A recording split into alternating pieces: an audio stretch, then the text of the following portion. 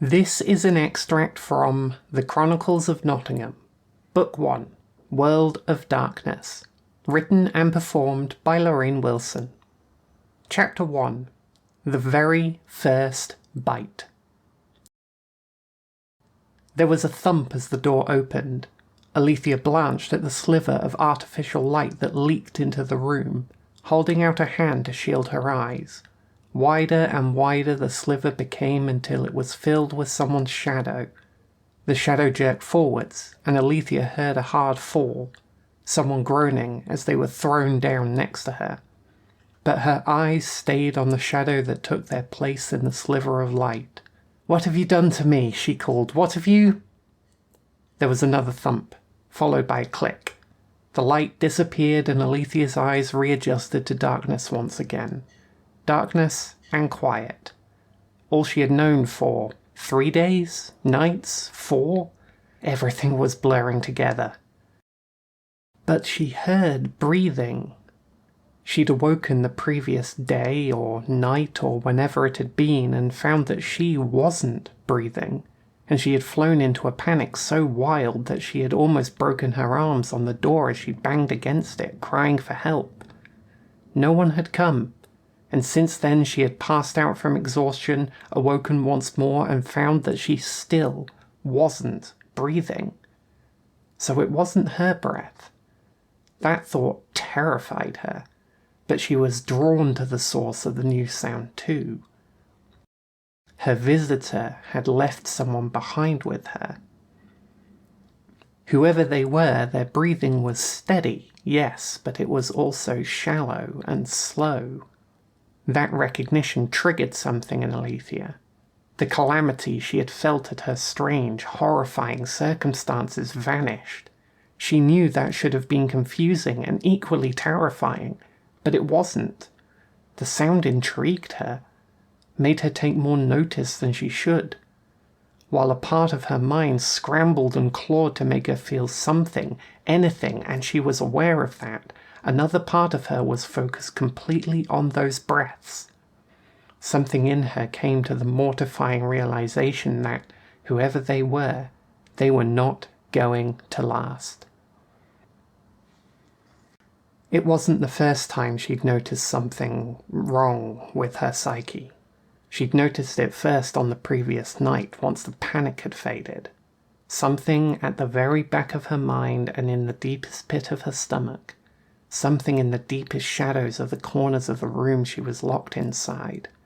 It was something dark, something primal, until the moment she had collapsed into unconsciousness, and again when she had woken, she had felt it urging her towards some horrible purpose.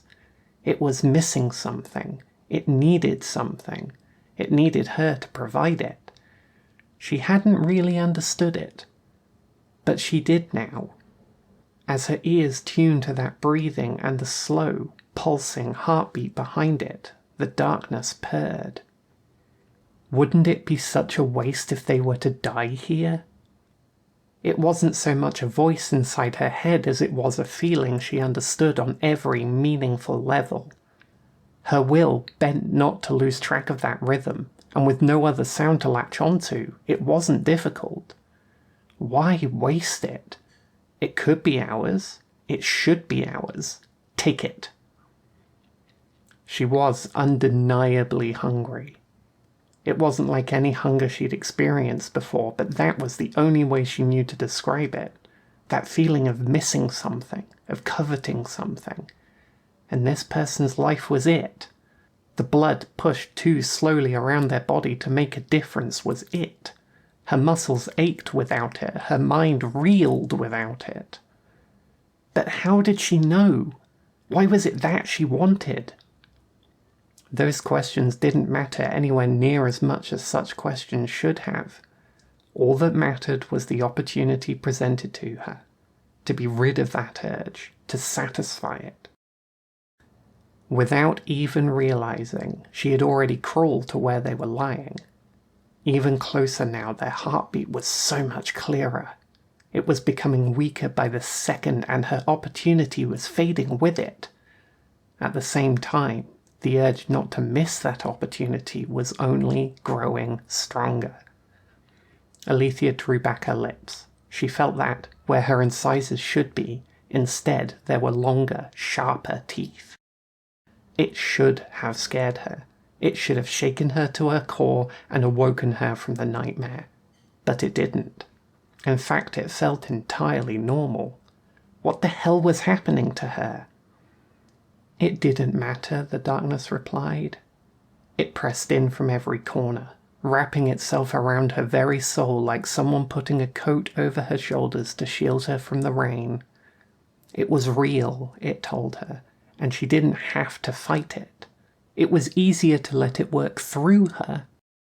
It could all just disappear if only she would let go. Why should she have to deal with it anyway? None of this was her fault. She was every bit as much a victim as the person slowly dying in front of her. But she didn't have to be the victim if she would just let go. A spark of anger gripped her. It was like a hook for the darkness to latch onto, a switch that released it out into the world. She wouldn't be a victim, not anymore, not after days and nights spent screaming for her captors to release her. It was that simple. That spark of anger turned into a flame and the darkness quickly consumed it. It all came pouring forth through her, from the back of her mind and the pits of her stomach, through to the very forefront of her being. There was no room for doubt and no room for remorse as she dived for the person's neck and her fangs sank into their throat like an apple. Somehow, she knew they'd be the first of many. Somehow, she knew there was no going back. People did not do this to other people. But she knew she wasn't a person anymore.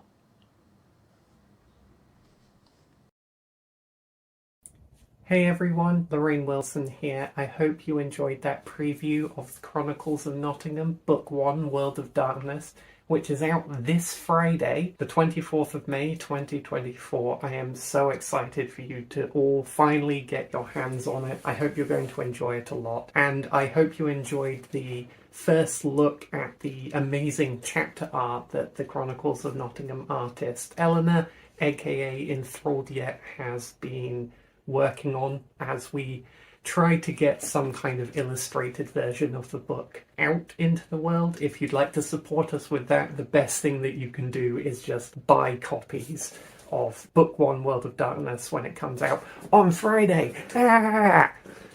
I'm very excited. I will see you all about. Have a good week. Thank you very much for your support. Take care.